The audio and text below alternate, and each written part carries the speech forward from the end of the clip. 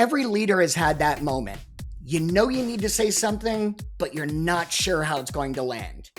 And how you handle that conversation determines everything. Trust, performance, even whether your team buys in or quietly checks out. So today we're talking about leadership conversations, the ones that actually move people. And I brought on Erik Berglund because this is where he operates, helping leaders handle those moments with clarity and confidence. Let's get into it. Welcome to Own the Room, for people operating where the stakes are real. Pitches, negotiations, leadership conversations that don't come with a second chance. Here, you'll learn to control perception, read the room, and thrive in high-stakes communication. Now here's Jake Stahl, who's going to help you turn communication into your unfair advantage. All right, Erik, I'm going to start with a heavy hitter question. When you're working with leaders and you're working on communication with their teams, is there like one thing you almost count on being wrong when you get in there? Like, what is the one thing you can almost guarantee you're going to say? Oh, man. Great question. There's a lot of things I almost guarantee I'm going to see. I'll answer your question literally first, and then maybe I'll run away with one or two other things that I anticipate seeing. Feel free. The number one thing I know we are going to see is that people are avoiding the accountability conversation. They are allowing things to slide until it annoys them so much that they load up a bunch of emotions, and then they think they're holding somebody accountable because they've been skipping the easy accountability conversations for too long.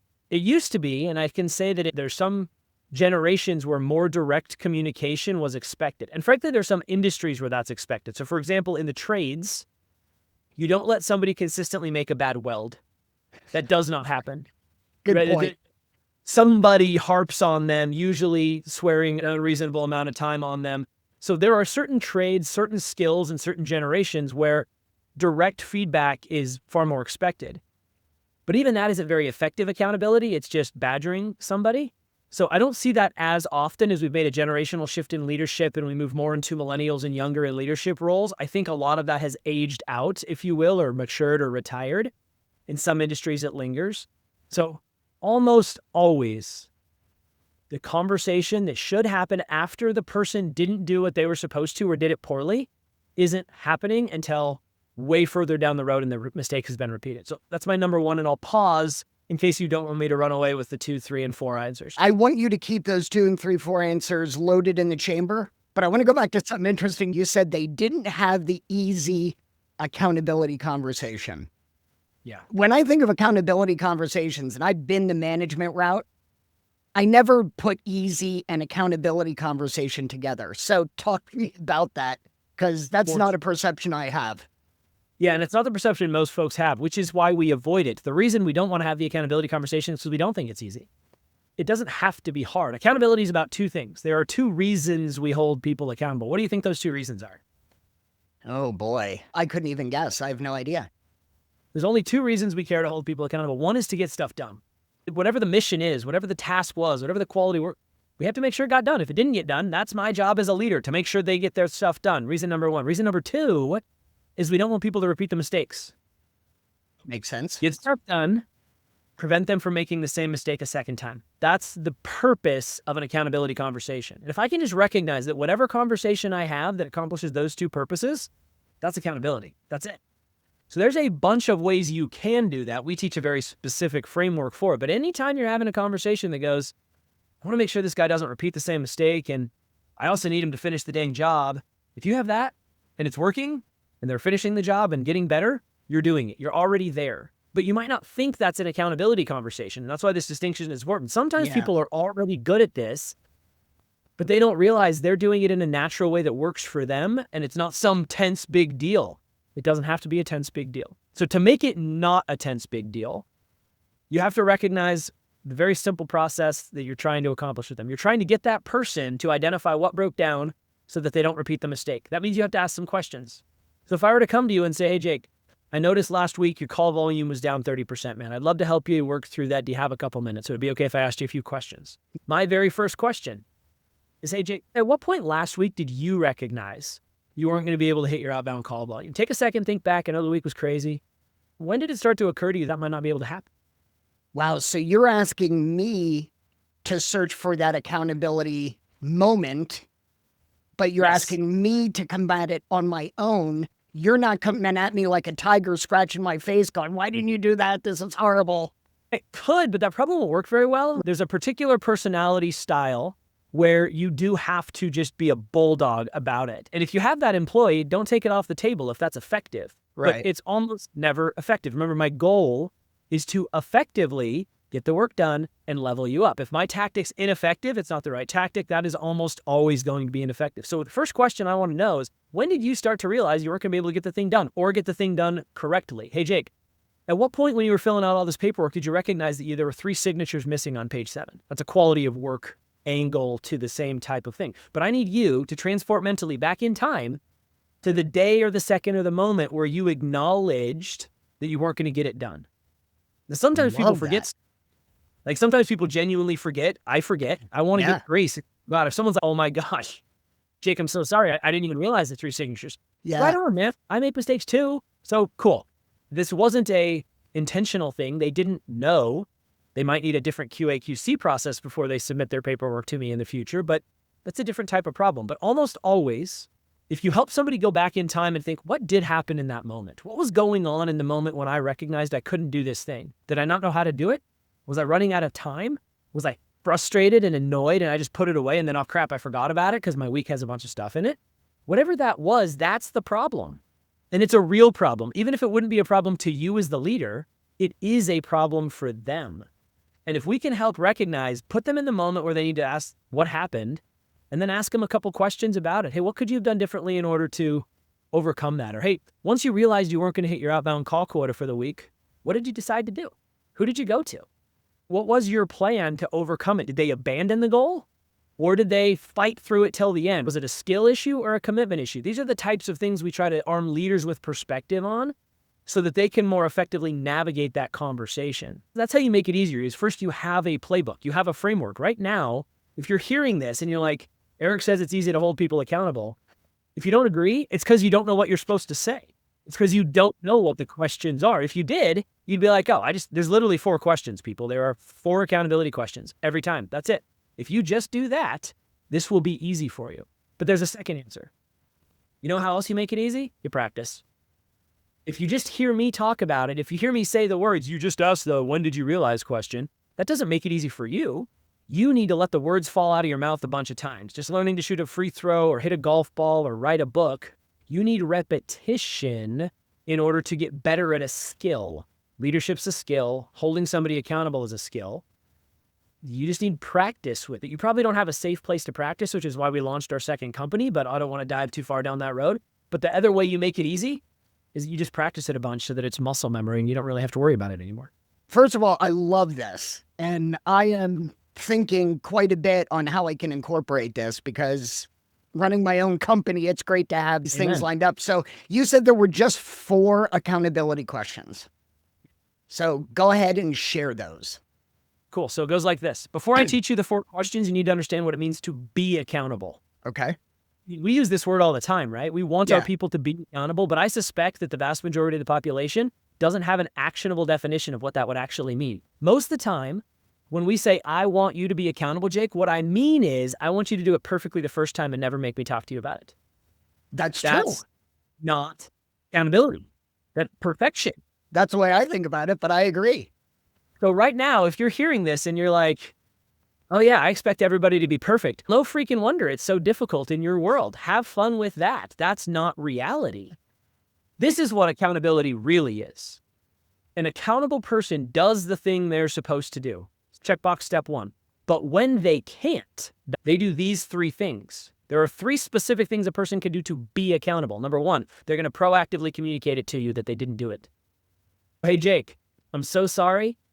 I'm getting behind on my calls this week. I don't see a way to dig myself out of the hole. I'm going to be 20 outbound calls light by Friday. I'm not sure what to do about it, but I at least wanted to put it on your radar. That would be an accountable thing for a human being to say to their boss days before the quota. Because then maybe we can change it, or maybe the boss can do something to make the life easier, or at least know that we're not going to hit our outbound numbers this week. And that sounds like the type of employee I want. Hell yeah, you do. So step 1, do the thing you're supposed to do. But when you can't, tell me about it proactively. Then look in the mirror and try to figure out what happened. So proactively communicate to stakeholders, self-identify the nature of the miss or the failure, and solve for the future. Those things are what it means to be accountable. I want you to do the right thing the first time. But when you can't, because reality is reality, I want you to tell me about it ahead of time. I want you to look in the mirror and to take stock of what part of that you own. And I want you to come up with a way you are going to solve for that in the future. If you do those 4 things, you are highly accountable, even if you never do it right the first time. And to your point, I want a team chock full of individuals who proactively communicate, look in the mirror, and try to fix it every time on their own. Even if their ideas are bad, I don't care. You're trying. I can work with that forever. Yeah, for sure.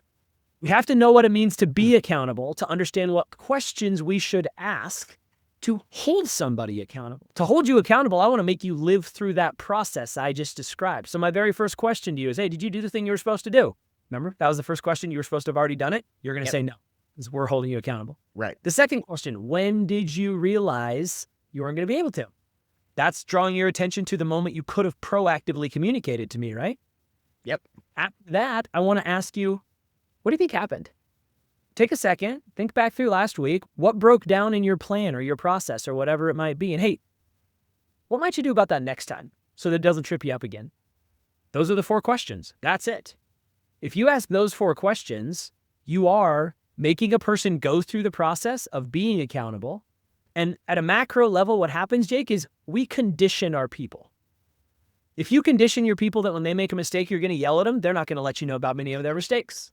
Of course. Congratulations, they won't make many mistakes that you're aware of. That's cool. But if instead you condition your people that every time they make a mistake, you're going to make them think about when they should have told you, and you're going to make them think about what their part of it was, and you're going to make them think about what they could do differently next time. If you do that a couple times, human beings are pretty smart. We're pretty adaptive. They're going to be like, man, you know what's going to happen?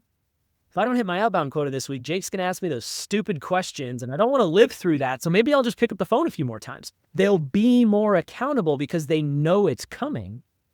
And as you heard me ask those questions, one of the things I want to draw attention to is the way I asked. See, what I didn't say was, Jake, when did you know you weren't going to get it done on time? When did you realize you were going to fall behind? I said the same words, but I didn't say that. What I said was, hey, Jake, man, it was a busy week last week, dude. Stuff happens. I get it. Could you just take a second and think? When did you start to realize last week it might not be possible? My tonality, my body language is signaling to you, bro, you're not in trouble. I want to help you here. But if I signal you're in trouble, you're going to react like you're in trouble. You're going to be defensive, dodgy. You're not going to be interested in growing and learning. I won't put you in a psychologically safe space to get better. So I'm making it harder. So the way I ask the questions is equally as important as knowing the 4 questions. But if you just remembered what it means to be accountable, do the thing right the first time. But when you can't, proactively communicate, self-reflect and diagnose what went wrong that you could have owned, and solve for the future. If you just remember that as an origin story of this whole thing, the rest of it just falls out of, oh yeah, that makes sense. That's what I need to do with this person. It's interesting because while you're talking about this, I'm thinking I'm a big fan of dogs. Love dogs, have a dog right now. And I have friends of mine that when their dog has an accident, they just get on that dog. It's like bad. They rub their nose in it, whatever else. And the dog winds up going now in secret, under tables, behind sofas, because they don't want to be yelled at. But when my dog has an accident, I'm like, it's okay. Let me just clean up. We're all good. And now if they have an accident, they come to me at the door and I can see it in their eyes. It's interesting you say this because it's translatable. And this, Erik, feels like a parenting book. Oh, man. Look, the language of leadership started with a story about accountability because it's the critical piece I didn't know how to solve for. And what I learned was, yeah, sure, holding people accountable is really important, but you know what?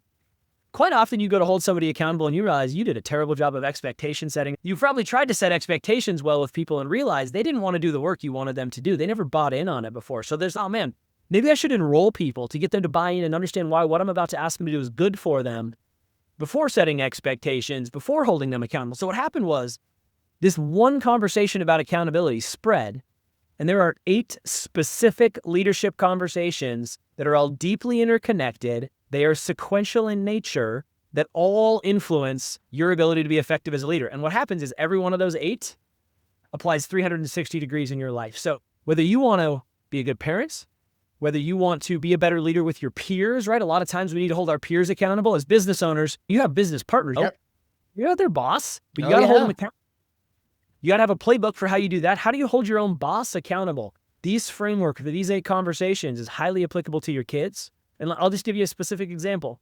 I have 2 little girls. They're coming up on 10 and 7. They have what you might imagine are pretty normal, stereotypical 10 and 7-year-old bedroom cleanliness habits. Right. If I say to them, I need you to clean your room, they might. But if I say to them, hey, I need you to clean your room by the end of the day, when are you going to do that? Okay, how long do you think it's going to take you? It'll probably take me an hour. Do you really think it's going to take you an hour? You're a 6-year-old. What do you got? No, it'll probably take me 10 minutes. Yeah, I agree. It'll take you 10 minutes. That's a conversation I've had with my daughters, and it's highly effective. Additional question. Hey, if I don't see your room clean by the end of the day, because you told me you were doing it at lunchtime, but I don't see it clean by the end of the day, what do you want me to say? How do you want me to bring that up to you? Real conversation I've had with my children. You know what they'll say? Oh, you can just ask me about it, Dad. Or don't worry, I'll take care. They say the same thing my professional salespeople said. Everything I'm sharing is highly applicable to your children, your spouse, your boss, your peers. Obviously, you got to vary it a little bit with certain people, but Right. it absolutely has application with children. Yeah, and I think it's interesting what you said earlier about a welder and what that accountability conversation looks like versus, somebody who just missed their sales calls for the day. Because one, if you miss your sales calls for the day, nothing happens. If a welder misses a weld, that boat splits in half. Yeah. There's a whole different set of circumstances or consequences in those accountability conversations. Yeah, what we find is that the more tangible the consequence of failure is, the higher the culture of accountability and feedback is. So think about sports. I'll think about the Patriots and Seahawks making the Super Bowl this year. Go Seahawks. Right? There was an enormous accountability requirement in preparation for the Super Bowl. They have that 2-week period before the game. They're running plays, they're calling audibles, they're running schemes. They know the Seahawks defense is going to run, and it didn't work. Actually, they got destroyed because they didn't plan accordingly, or they had no answer for the defense of the Seahawks. They prepped their butts off for it. The consequence of failure was high. It's the same thing for medicine, for EMTs, for firefighters, for special forces. I had a guy on my podcast a few weeks ago. He was a leader for the military for 20 years. And then he ran missions for the UN in Gaza for 20 years. Wow. Was there during October 7th and the last 15 months after it. Wow. Just switched over to the private side. And I asked him, when you were running humanitarian missions in Gaza, how much time did you spend preparing?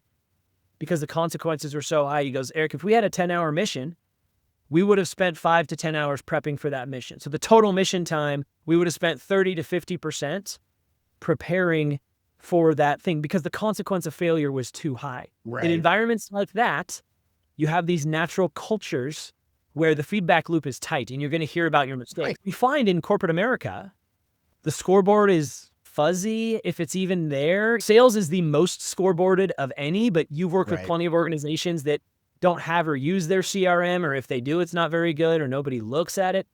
So we lack some of the urgency that typically compels a feedback loop where the accountability conversation is then normalized. It just isn't built into corporate culture, and we try to do a lot of is helping ingrain that into corporate culture. And we do it by helping people recognize these aren't scary, bad conversations. There's nothing inherently bad about accountability, but most companies view it as a 4-letter word.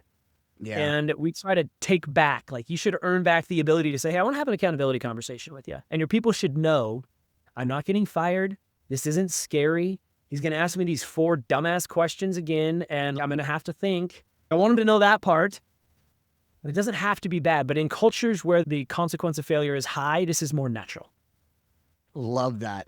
All right. We went down a great rabbit hole with accountability. You said you had a couple more bullets in the chamber. Give me some of the other stuff that you were looking at or you can expect to hear. So 2 things in particular that are fun to jump on. When you try to set expectations with people, which is a precursor to accountability. Again, a lot of times you hold somebody accountable and you're like, man, I did a terrible job of telling them what I expected. No wonder they failed. What we find is most people might embrace the Brene Brown strategy of clarity is kindness, do a better job of which is all real. I don't want to undermine any of that, but it's only half of the equation. Right. The real trick to expectation setting that's often missing, that I anticipate isn't happening, is they're not making people tell them how they'll meet the expectation. Jacob, I came to you and said, I want you to make this weld, or I want you to build this thing. You'd be like, cool, got it, boss. I shouldn't say, all right, cool, Jake's got it. No. What do you think you need to do in order to make sure you weld this entire ship correctly?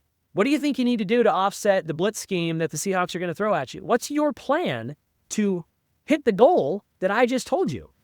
Because there's this subtle psychological thing. We believe what we say, we resist what we hear. If I can get you to tell me what you're going to do, you're more likely to do it. And since I heard you say you were going to do it, I can now hold you accountable to it. It wasn't in my mind. You said you'll make 37 outbound calls. You said you'll block out 2 hours to do research. And if I hear you say the wrong things, I can correct you on that. No, that's not the process. You need to do this instead. So getting people to tell you how they will meet your expectations is something I'm almost positive isn't happening, that I know is in like the secret magic sauce of being a highly effective leader. Do you have time for one more? I love that. Oh my God, yes. We definitely have time for one more, please. So on the other side of accountability, right, if you think of it on a linear scale, expectations happens first, then accountability happens. After you try to hold somebody accountable, during that conversation, they might make a number of excuses. You can count on it. You can set the best expectations in the world, and yet somebody still may try to verbal jujitsu you with an excuse. This is inevitable. It's going to happen. But what most people don't know is there's only 4 excuses in the world. I've never found a 5th. There are 4 excuses that human beings make across every single culture I've ever worked in, every industry I've ever worked in, at every level I've ever worked in. Great. What are they? They go, not my fault. You've all heard this before. Now, most adults don't actually say, it's not my. That's petulant. That's not how it usually works. They usually say, accounting never got that form signed, or the client didn't ever give me clarity on this thing, or Barbara over there didn't do the thing. They point the finger at somebody else. It's not my fault. The second is, I didn't know. Oh, sorry, I didn't know I was supposed to do that. I thought that was somebody else's responsibility. This is the one that infuriates us the most, because it's like challenging our shared source of truth. What do you mean you didn't know? I told you. You signed a piece of paper saying you knew. Compliance training style or something. Yeah. So I didn't know, super common. I didn't know, it's not my fault is number 1. I didn't know is number 2. The third is, I'm on it now. Don't worry, boss, I'll take care of that. Hey, thanks for the reminder, Jake. I'll get on that this week. I appreciate it. This doesn't feel like an excuse. It feels like somebody giving us what we want. And to be fair, like sometimes they did just need a reminder. Again, I've got a lot of grace for humanity and forgetting stuff. That's fine. But if you find yourself regularly having to hear, oh, sorry, thanks for the reminder, Jake, I'll take care of it now, that's an excuse. They're weaponizing your grace against you, and that's not very fair to do. And the fourth is, that's not normal. When somebody tries to convince you that external circumstances were suboptimal and therefore this shouldn't count. It was a weird storm, the power went out, that was a weird client. Don't worry, Jake, that's not representative of my normal sales call. Those are the 4 excuses. So where does that's not my job fit in? That's not my job would either be, I didn't know. Okay, I was unaware that was my responsibility. Right. Or it's not my fault. You never told me it was.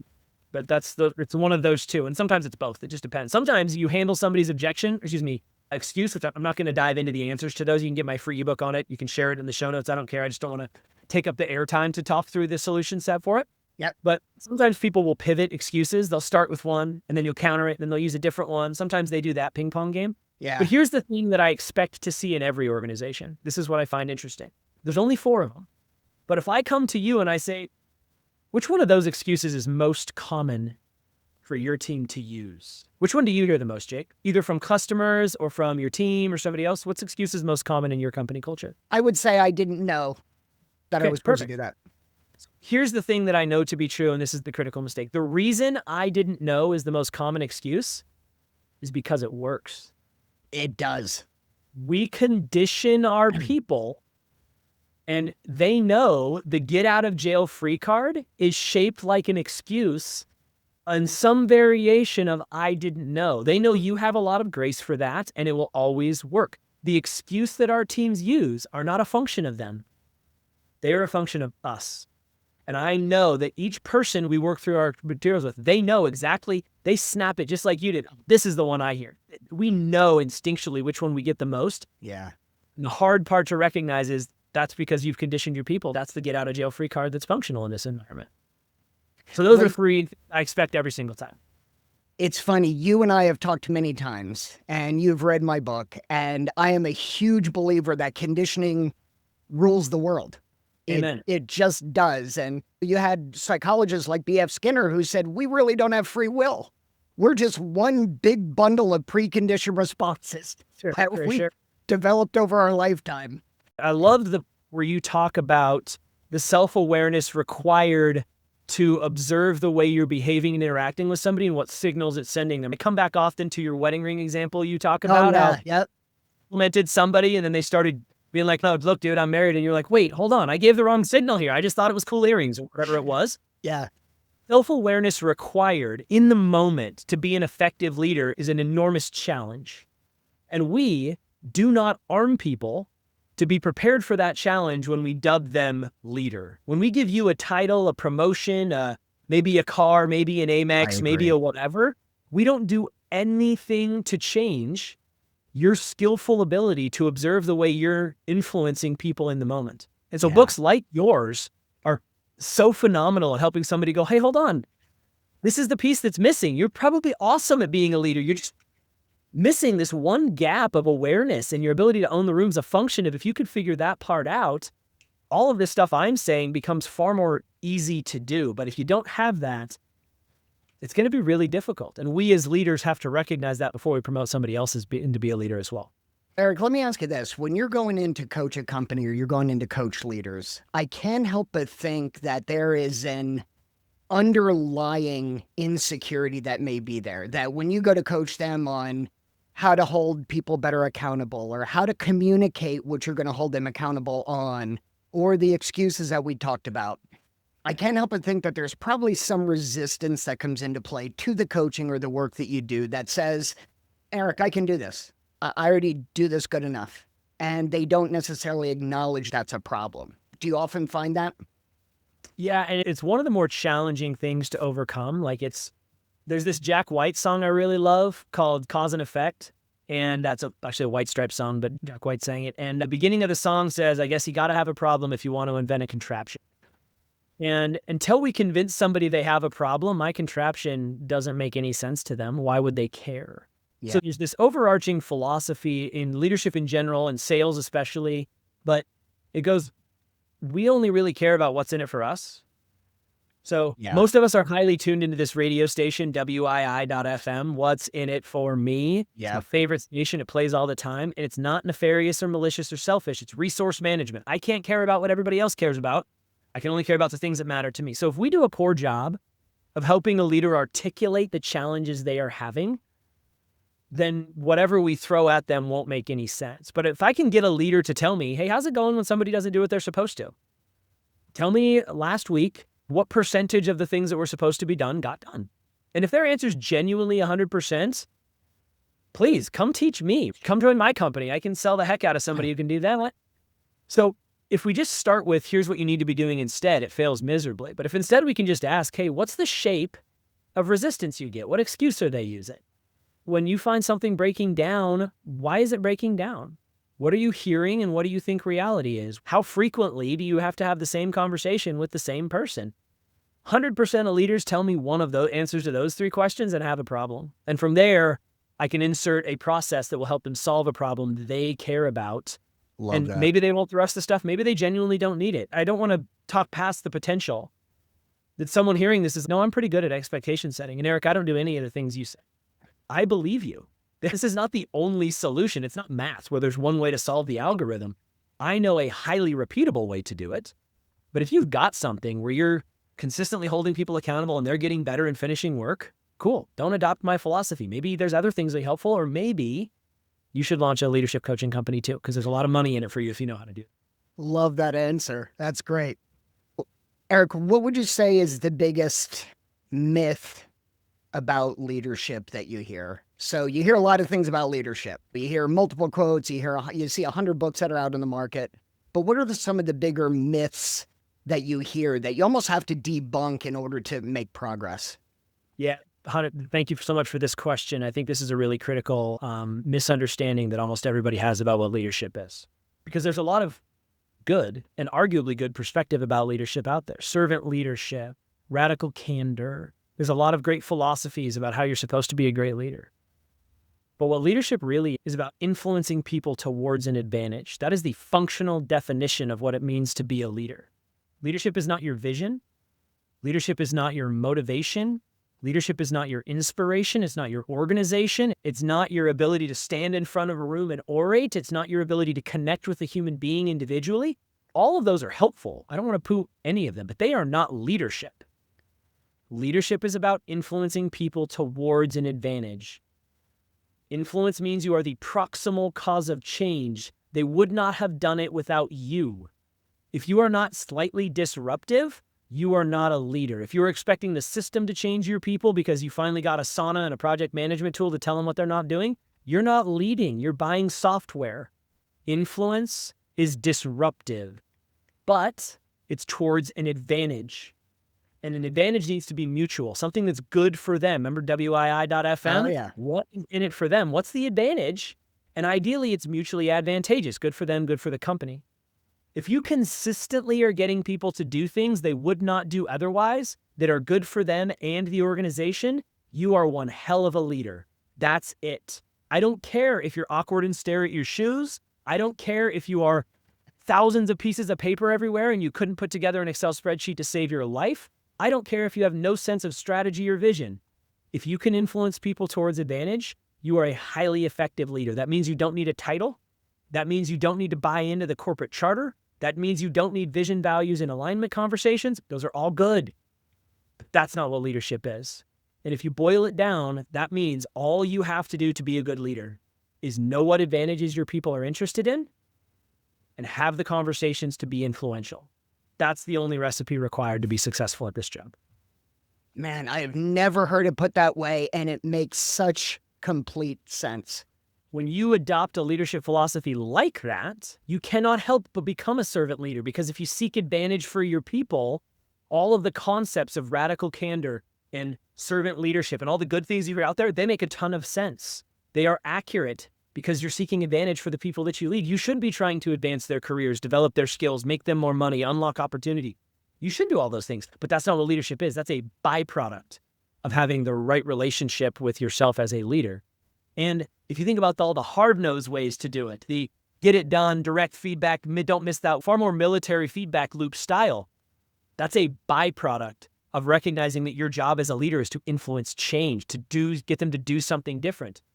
Those philosophies fit in different areas, but they all align around this concept that you need to get people to do stuff they wouldn't do otherwise, or you're not a leader, and you need to make sure that the things they're doing are good for them and the company. Every other philosophy that's out there falls out of that substructure. Love that. Erik, when you think about books that you've read that have influenced you, because I love where you're coming from and I think this is amazing. Are there any books that stand out to you that you've read that you thought, wow, this kind of encapsulates what I feel and the direction I go? The most spiritually aligned book with my philosophy on leadership I read when I was 22 years old. I had the good fortune of bumping into this very young. So 3 years ago? Yeah, exactly. Man, you see how gray these hairs are? You can't really tell, but I'm like 70% gray. My daughter's ensured that. But no, I was fortunate enough to read this book back in the early 2000s, and it's called Leadership and Self-Deception. It's by the Arbinger Institute. And the leadership and self-deception is fundamentally about getting yourself out of the box where you're self-interested and having an understanding of the human beings you've been entrusted with the responsibility to usher into the next level of success. It's very short. It's a very easy read. It's very well written. And I've probably given away more copies of that book because I usually have 4 or 5 copies here because I inevitably know every year somebody needs this in their world. And that book set the stage for me to care a lot about leadership in general. So that's number one. The second best source of truth I've found and perspective on leadership actually comes from a men's fitness and leadership group I'm a part of called F3. If you go to the website f3nation.com, you would see that there's 10,000 or so workouts done every single week, all for free, all with the purpose of trying to elevate the way men are leaders in their community. And so on that website, there's something called the Q source, which is a 4-quadrant structure of what it means to be a leader as a man. And I obviously don't know, but I think that 4-quadrant structure is also a pretty darn effective recipe to be a leader as a woman. I don't obviously know that to be true, but I suspect that recipe carries over. And so it's been really influential in my perspective on leadership as well. So Leadership and Self-Deception, F3 Nation at the Q Source. Those are probably the inspirational texts that led to a lot of the creation of what I do. Fantastic. Erik, I know how to get in touch with you, and you're fun to get in touch with, but I imagine after hearing what you have to say, there's a lot of people who are going to be interested in reaching out. What's the best way to get in touch with you? Are you on social media? What's the best way to follow Erik? Yeah, easiest way to do it would be to just reach out on LinkedIn. You can copy my LinkedIn profile, throw that in there. You can subscribe to my newsletter there, where every weekend you get one newsletter that highlights one of these points. We get a lot of feedback. That's a highly effective way for leaders to grow, is just read that on a Saturday and then try it the next week. But LinkedIn would be the best place to reach out to me and my team, and there's a bunch of different ways we can pursue it from there. But direct message or jump onto the newsletter would be it. And Erik, I would love for you to give a shameless plug for your podcast, because I've been fortunate enough to be a guest. I'm also an avid listener, so please talk a little bit about that. Thank you so much. So the podcast is called I Have Some Questions. And initially when I launched the podcast, it was called Lead with Questions, because I had this vision of I want a platform to talk about my thought leadership and to interview leaders as well. And what I found after about a dozen interviews is we are far more complex human beings than just the leadership side of us. And yeah, that's fun and interesting. And I do tend to grab C-suite executives or leadership coaches and those people. But the podcast is really about helping somebody articulate their story, their brilliance, their overcoming of challenges, maybe their framework if they have one or something along those lines. But every single person who has been successful in a leadership role has cool stories to tell. And whether it's about their leadership framework or about the stories or the humans they've impacted, that's what we do on the podcast, is we interview highly qualified people, most of whom will never write a book or be a speaker. They're just brilliant in their own sphere of influence. And so we have those folks on for a 90-minute podcast that's focused exclusively on them. I get to ask a lot of questions because I'm hyper curious. There have been some really fun ones, and I loved having you on, and every week we have 5 episodes. So please take a look, check it out, share a link to that as well. Fantastic. Erik, Great. I can't thank you enough for taking time out of your day to be on my podcast. It was outstanding as always. My conversations with you are always so much fun. Appreciate you a lot, Jake. Thanks for checking out Own the Room with Jake Stahl. If you've gotten value from this episode, share it with the solopreneur in your life who wants to know how to communicate to be seen, heard, and respected. Review and rate the show wherever you check out podcasts. And grab your copy of Own the Room, How to Communicate to be Seen, Heard, and Respected. We'll catch you next week on Own the Room.